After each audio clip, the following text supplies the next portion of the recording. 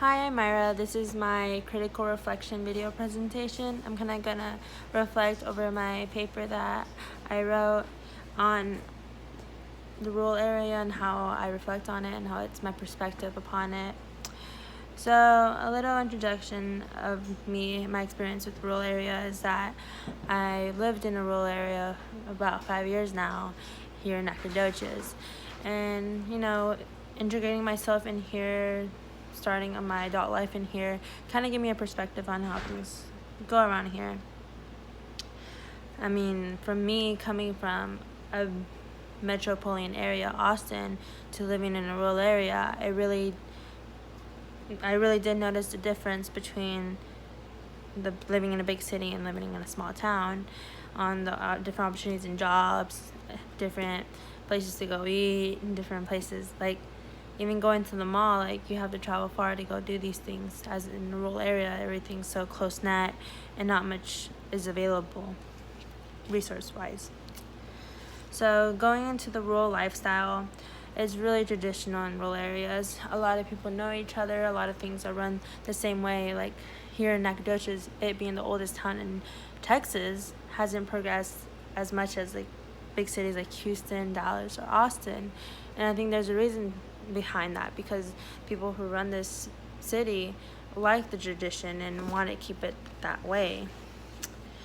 And also, living in a rural area, since it is a small town, a big issue here is the hours of operation. Like, if I know for me, for example, when I needed to get a visual exam, it was really hard for me to do because they were only open from 10 a.m. to 4 p.m. And well, I would have class in the morning and be working in the evening. So there was never really time for me to go get an eye exam unless I had to miss work, which that means losing money because I wasn't having a job where I can get paid sick. It was a low income job. So I can see the struggle with people from low poverty areas finding time to go to the health clinic or get an eye exam or go to the dentist because of the hours of operation. Like, they're not open when they get out and they're not open early in the morning. So that, for one, is something I dislike. And even like with restaurants, they close early as well. So when you want to go get food, it's closed. Versus in a big city, when you get off at 10, you still can go grab something to eat. Versus here, you have Whataburger and McDonald's, which is not that many, or Taco Bell, which is not healthy choices nor good choices. So, oppression in rural areas. So on my paper, I wrote about there not being sidewalks in low-income neighborhoods. And I think that's a big issue here in rural areas because people in low incomes most likely don't have a car to transport them to work or to school, so they have to walk to work or school. And for them being in low income areas, them not having sidewalks is more light posts is really dangerous. For example, here in Nacogdoches and Pearl Street, there's limited light posts and limited sidewalks. And I was a Jimmy John delivery driver back in my days, and I would always be cautious driving down that road because there's always people walking. But it just saddens me that there wasn't any sidewalk. And one time in Lufkin, I went to one of because I worked in Lufkin, so I was really involved with Lufkin, but I went to one of their city council meetings, and someone was talking to me saying that how there's no sidewalks in low-income neighborhoods because they don't want people walking around in neighborhoods, which I think that was ridiculous. But I think building sidewalks in low-income neighborhoods would be really helpful. Not only building safety in neighborhoods, is also giving them somewhere to walk without being feared of their life or causing an accident. Because, I mean, it's night, it's dark, you might not see someone, and you could hit someone, and that just is really dangerous.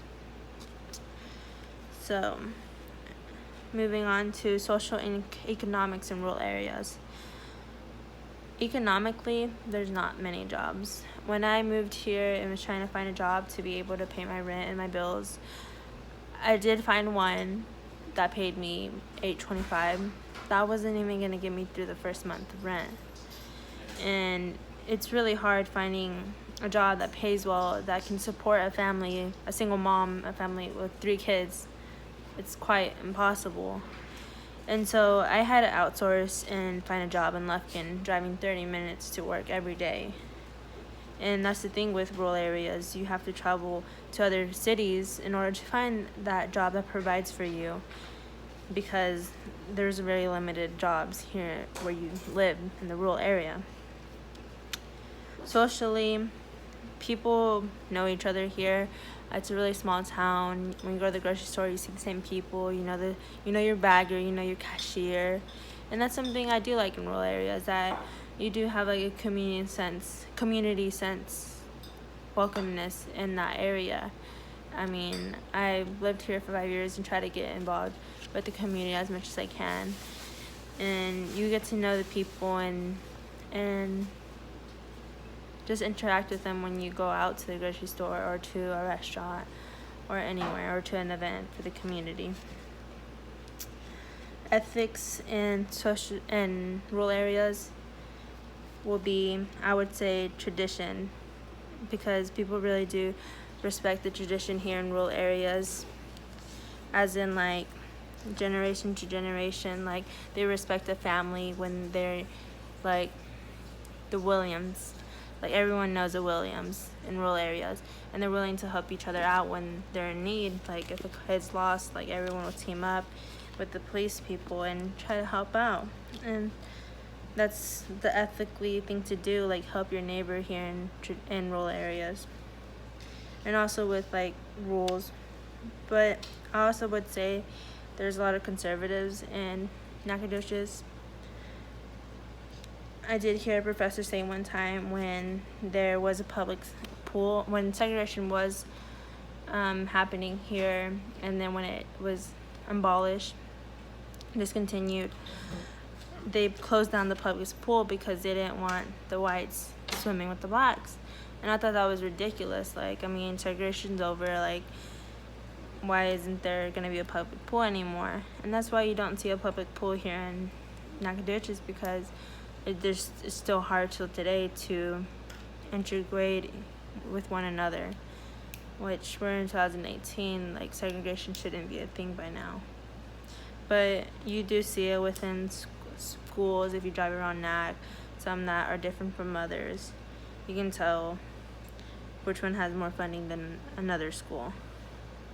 And same with neighborhoods. You see the rich houses, and then you see your low-income poverty area. And I mean, I've been around those low-income poverty areas because I do have family members that live around here, and I see the different type of neighborhoods that they live in, and how some don't even have like roads. They have dirt as roads, and when it rains, like they're stuck in their house. Like if an emergency happens, then well dang, like they're gonna have to drive through that mud somehow.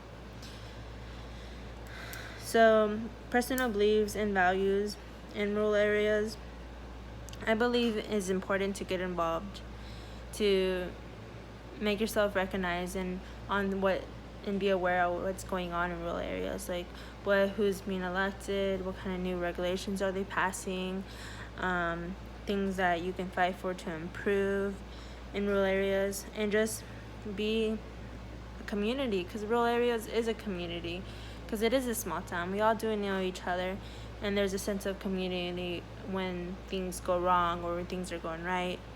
We do support one another.